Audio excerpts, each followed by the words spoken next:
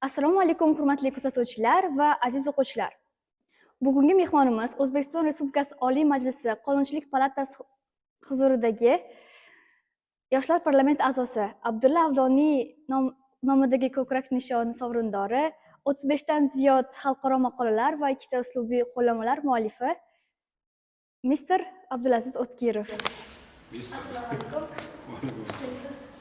Rahmat. Assalomu alaykum ustoz, yana bir bor sizni bugungi efirimizda ko'rib turganimizdan bag'oyatda xursandmiz. Bilasiz, bizning podkastimiz Choy Time deb nomlanadi va siz ish va siyosatda juda ham tig'iz inson hisoblanasiz. Aytingchi, siz uchun ideal choy vaqti qachon? Masalan, kun bo'yi qilingan mehnatni charchog'ini yozadigan yakunlovchi piyolami yoki ertangi rejalarni pishitib oladigan strategik choy time qilasizmi? Avvalambor sizlarga assalomu alaykum. Taklif qilganingiz uchun juda xursandman va katta rahmat. Albatta bizning xalqimiz o'zi milliy ichimligi desak ham bo'ladi. Choy har bitta o'zbek xonadoni borki, uni xonadonida choy bo'ladi. Shuning uchun men o'ylaymanki, choy ichishi o'zi ma'lum bir vaqti bo'lmaydi. Ammo albatta uyga borganingizda oila davrasida oilangiz bilan birga choy ichishni o'zini zavqi bor. Do'stlar bilan choyni ichishni o'zini zavqi bor. Va xuddi shunday o'sha kechqurun ertangi qiladigan rejalarimizni o'sha o'zimizni kundaligimizga yozib borayotgan paytda choy ichishni o'zini zavqi bor. Shuning uchun men o'ylaymanki, har bir choy ichadigan vaqtni o'zini qanaqadir zavqi bo'ladi. Javobingiz uchun rahmat. Biz podkastimizni boshladik. Keling, unda suhbatimizni siz haqingizdagi va sizni mana shu hozirgi darajangizga kelgungacha bo'lgan paytlar haqida gaplashsak. Sizning hayotingizda burilish yasagan inson kim? Ya'ni to'g'ri mentor yoki ustoz topish muvaffaqiyatning necha foizini tashkil qiladi deb o'ylaysiz? Albatta har bir insonni avvalambor uning birinchi ustozi uning onasi bo'ladi. Chunki onalarimiz bizga o'sha gapirishni, so'zlashishni o'rganda hayot yo'limizda qanaqadir bir tirgak vazifasi deydimi, xarita vazifasini o'tashadi. Avvalo birinchi o'rinda bu onalarimiz va shu qatorda mani ham oilam hisoblanadilar va albatta ustoz masalasini ham to'g'ri gapirdingiz. Men o'ylaymanki, to'g'ri ustozni tanlab bilish ham bu ham bir omad. Shuning uchun to'g'ri ustozni tanlash bu o'sha muvaffaqiyatning men o'ylaymanki bir 20-30% tashkil qiladi va ustozlarimiz bizga muvaffaqiyatga erishadigan yo'lni ko'rsatadi. Va qolgan o'sha 70-60% bu insonning o'ziga, harakatiga bog'liq. Ya'ni ustozlar bizga muvaffaqiyatga boradigan yo'lni ko'rsatadi. U yo'lga borish o'quvchilarni yoki ularning shogirdlarini harakatlaydi. Shuning to'g'ri ustoz tanlash ham bu qanaqadir bir ma'noda jackpot.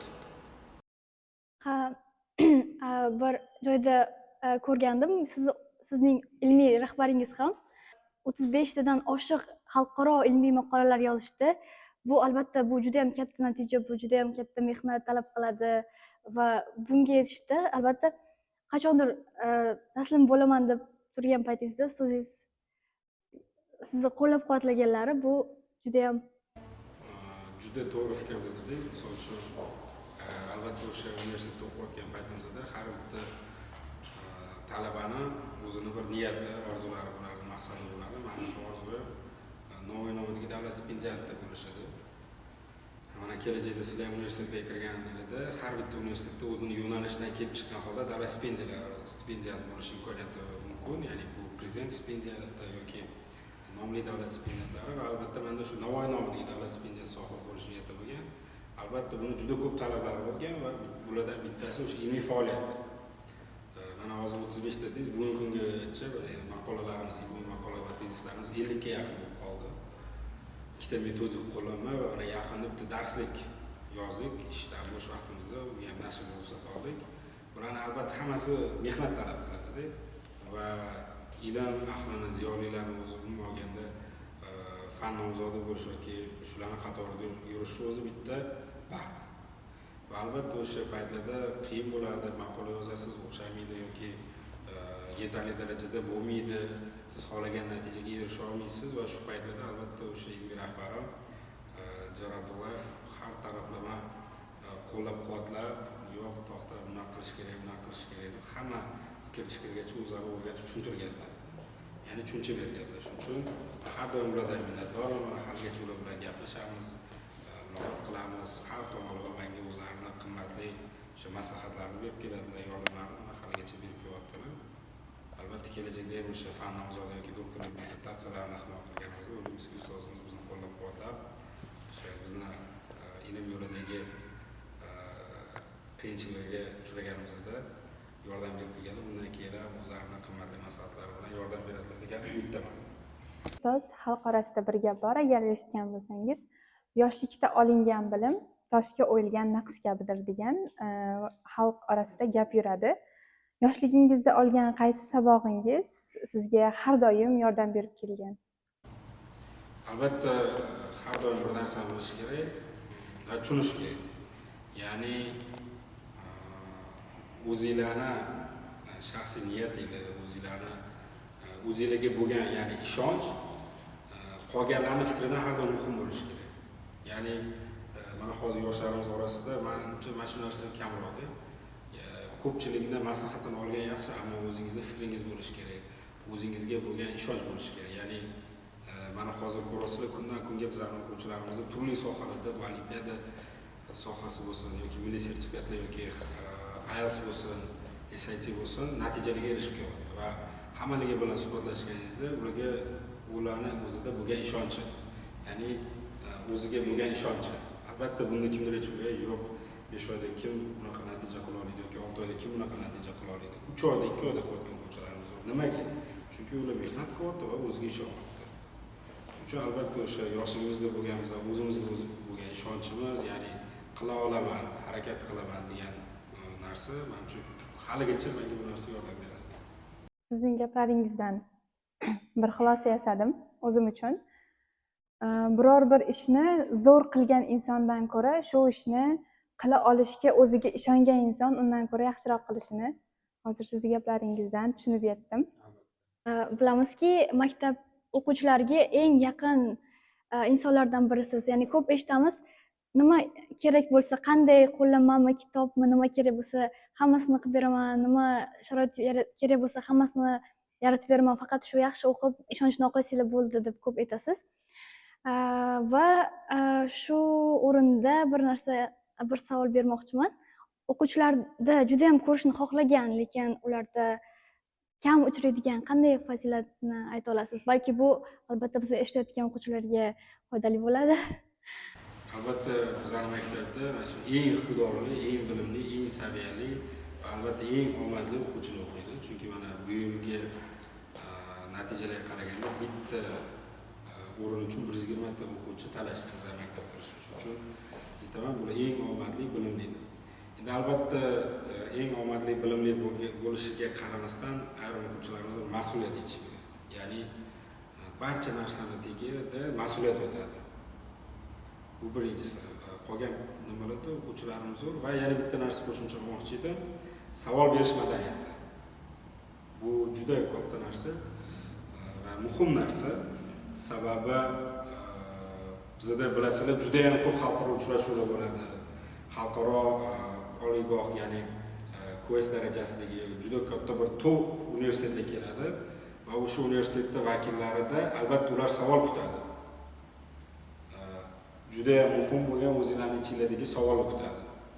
Ya'ni mana yaqinda ham bilasizlar, xalqaro universitetga kelganida nima deyishdi?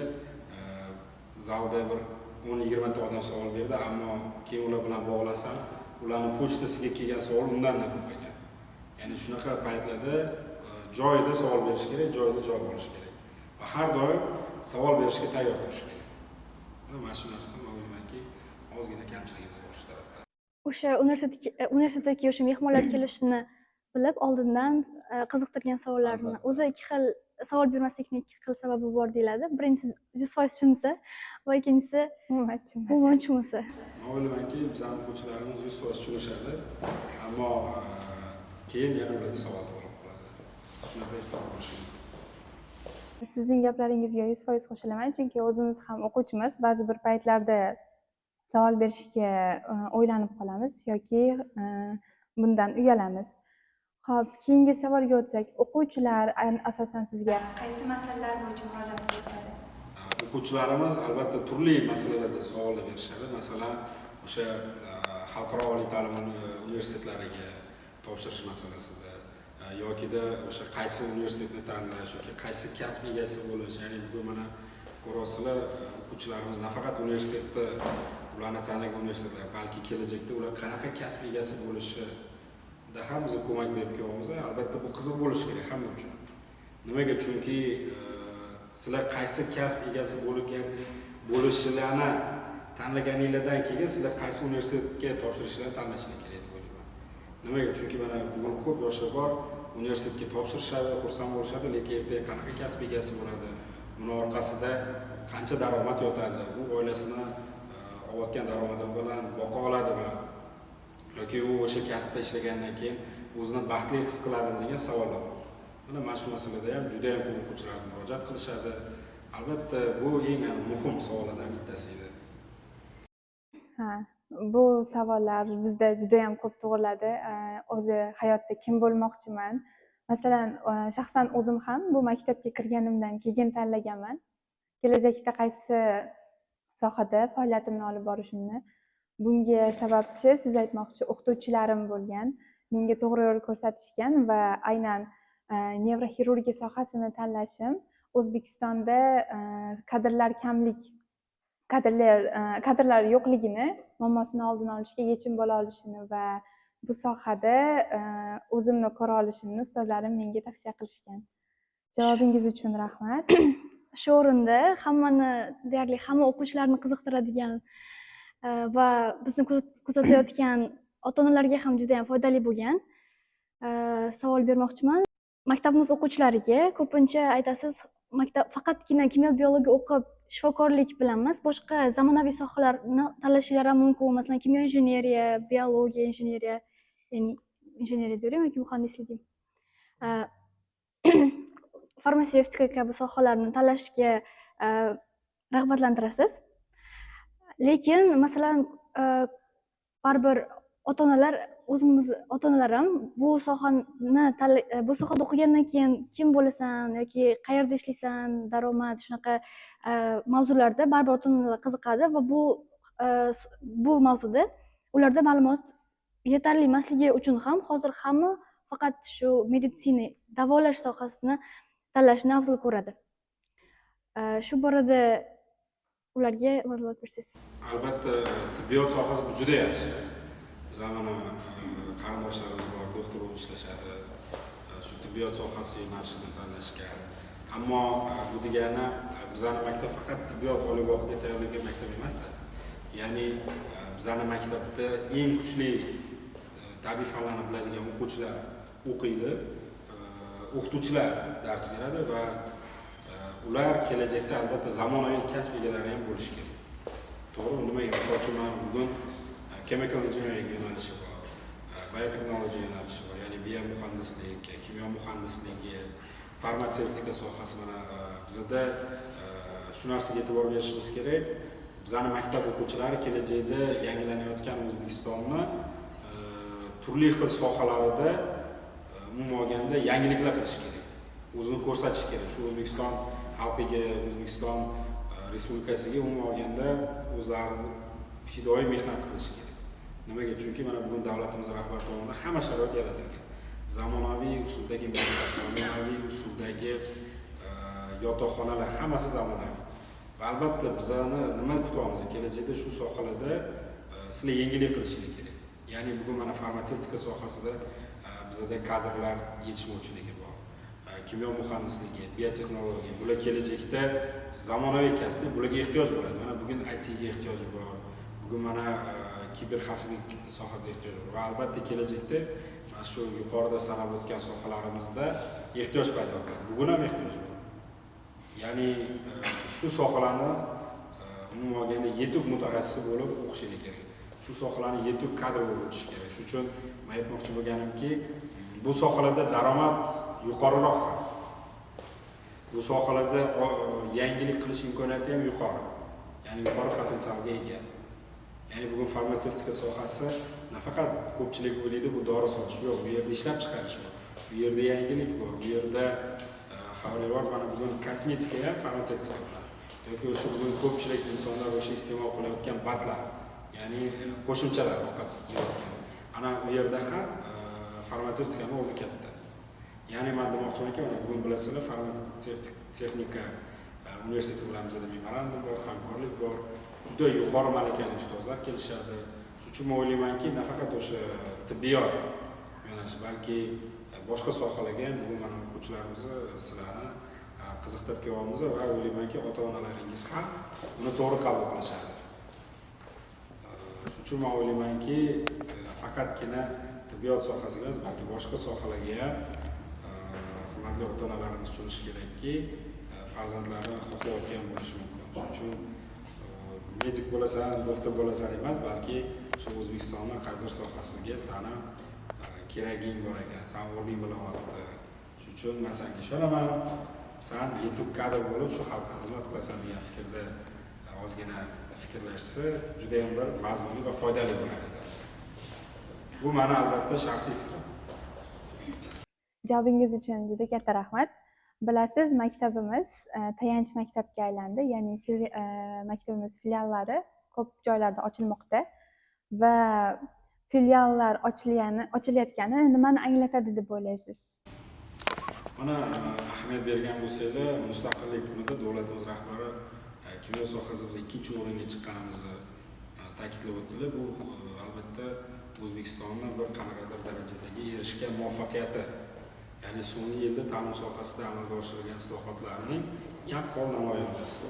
Va shundan kelib chiqqan holda aytishimiz mumkinki, albatta bu bizning maktabimizga berilgan ishonch. Hurmatli prezidentimiz tomonidan mana bizning maktabimizga berilgan ishonch, ya'ni bu Ibn Sino maktabi o'sha tayanch maktab bo'lsin va o'zining filiallarini ochilishi, bu o'sha viloyatimizning qolgan hududlarida ham Ibn Sino mana biz o'zimiz oqladik va qolgan hududlarda ham maktabimizning filiallarini ochish bo'yicha juda ham ko'p farmonlar, qarorlar chiqdi. Yaqinda ham mana bilasizlar, Vazirlar Mahkamasi qarori chiqdi 608-chi. Bu yerda ham o'sha belgilab qo'yildi. Mana shu qisqa muddat ichida maktablarimiz filiallarini tashkil etish. Biz ular bilan hamkorlik qilamiz, biz ularga metodik yordam beramiz, metodik tavsiyalarimizni beramiz. Sababi bugun o'sha bizda yurtimiz O'zbekistonda tabiiy fanlarni rivojlantirishga ehtiyoj bor va qolgan hududlarda ham bizning maktabimiz filiallarining ochilishi bu bizga bo'lgan ishonch va mas'uliyat deb hisoblayman.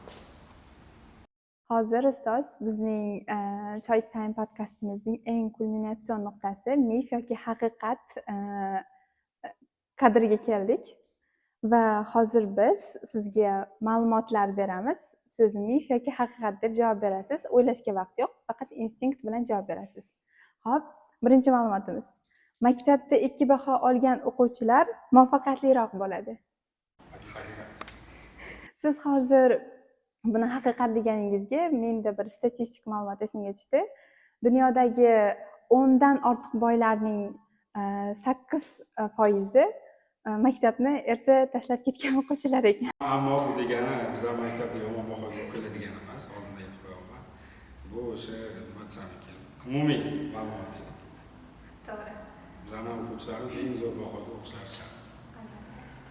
Keyingi savol, sun'iy intellekt yaqin 10 yilda o'qituvchilarning o'rnini egallaydi.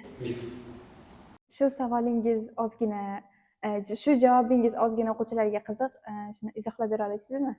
Albatta, o'qituvchilarimiz nima olganda o'quvchilarni bilim berayotgan paytida sun'iy intellektda u nimadir tushuntirib beradi, bilim beradi yoki qaysidir tarzda yetkazib beradi, lekin o'quvchining ichidagi hissiyotini, uni psixologik tayyor emasligini, psixologiya yo'nalishida, metodika yo'nalishida bu narsaga menimcha agar kelajakda qanaqadir yana kuchli ochilishlar bo'lmasa, sun'iy intellekt sohasida, AI sohasida menimcha bu juda qiyin. Chunki o'qituvchi bo'lib har bitta o'quvchini hissiyotini tushunish, unga tushuntirib berish bu boshqa masala.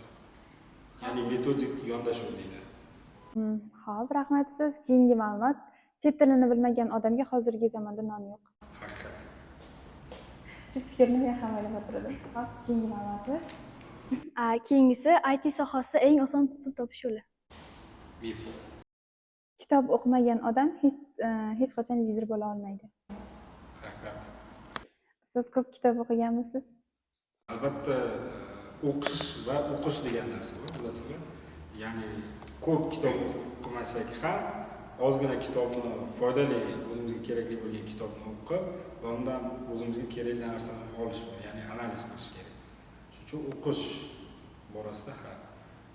Nima deb o'ylaysiz? Bilimlarni yig'ish bilan uni ishlatishni farqi bormi? Bilimlarni yig'ish va ishlatish albatta.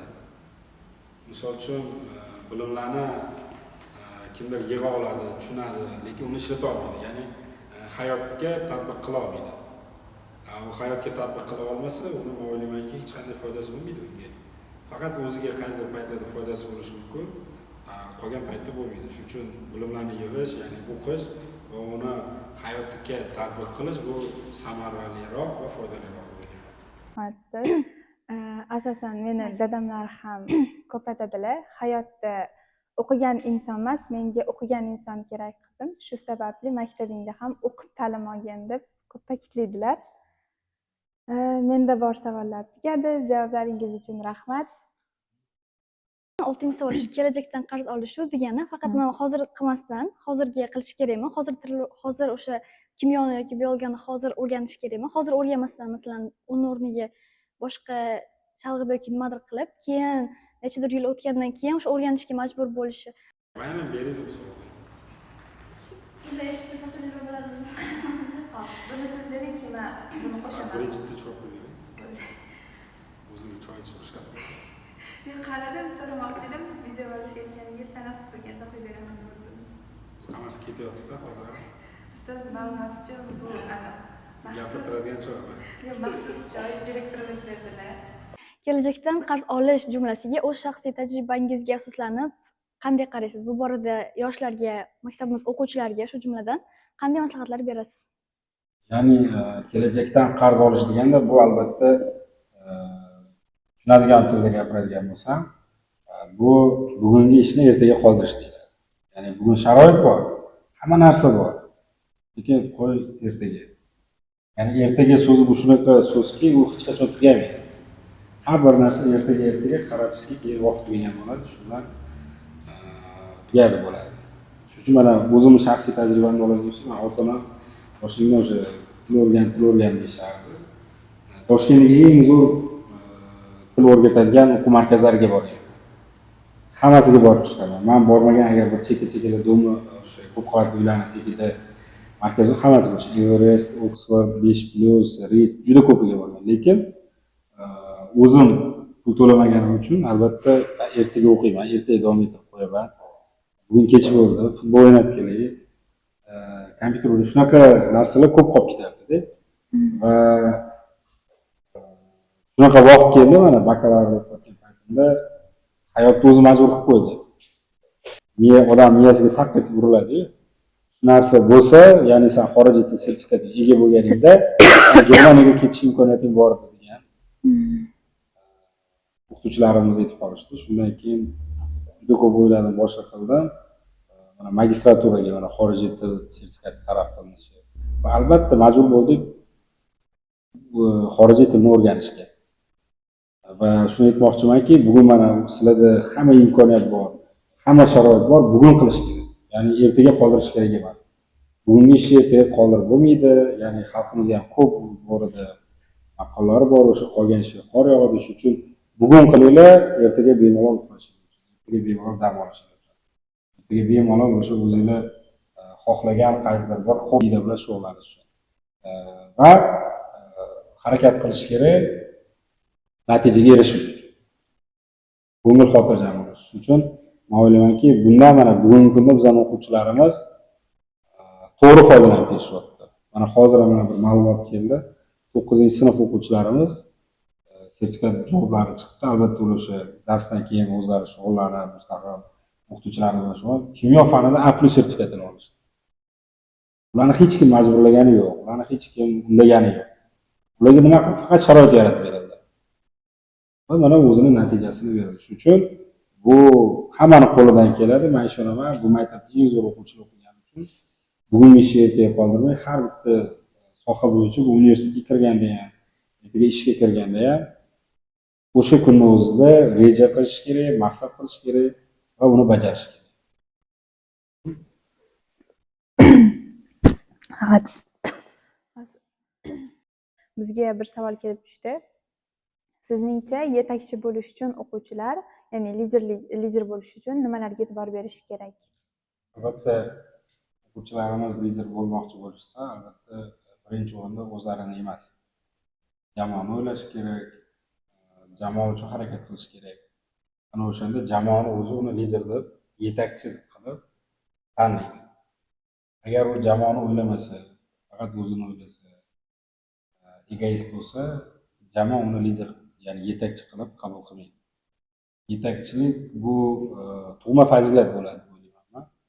Odamlar shu fazilat bilan tug'iladi va ularda shunaqa missiyasi bo'ladi. Qaysidir bir sohada yetakchi bo'lib, o'sha qaysidir bir jamoani hozirgi yoki umuman olganda mavjud muammosini hal qilish va hozirgi darajadan uni yuqori darajaga olib chiqish. Avvalambor samimiy suhbat uchun sizga kattakon rahmat. Vaqtingizni ayamasdan kelganingiz uchun tashakkur.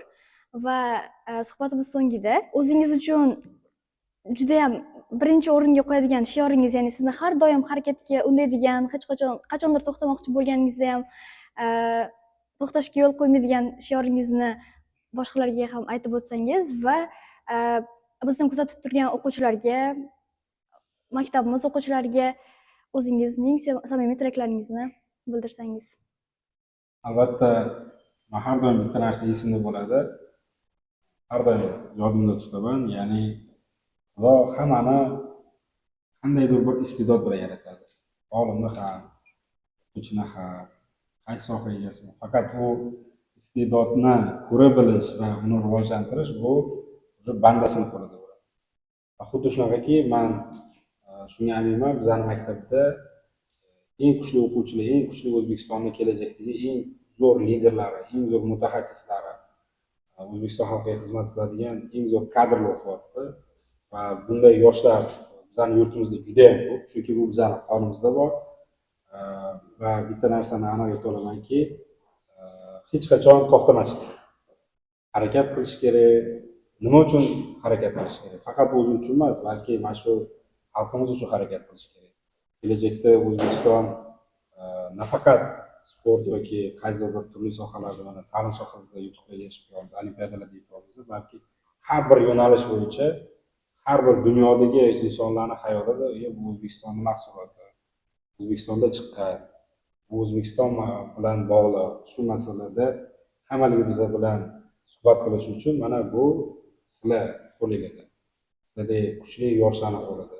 Mana sizlar ertaga haqiqiy o'zbek xalqi, o'zbeklar nimaga qodirligini ko'rsatadigan yoshlarsizlar va shu maqsadda harakat qilsanglar, hech qachon hech qayerda qoqilmaysizlar va har doim g'alaba qozonib kelasizlar. Men o'ylaymanki, muvaffaqiyat siri ham aynan nafaqat o'zini, balki o'zi yashab turgan yurtni va unga nom tuz bergan xalqni sevish. Men xuddi shuni sizlarga tavsiya qilaman. Abdulaziz ustozdan muvaffaqiyat siri bu oliy diplom emas, balki oliy harakat ekanligini xulosa qilsak bo'ladi. Choyingiz sovimasin, maqsadingiz so'nmasin. Choy Time'ning keyingi sonlarida ko'rishguncha.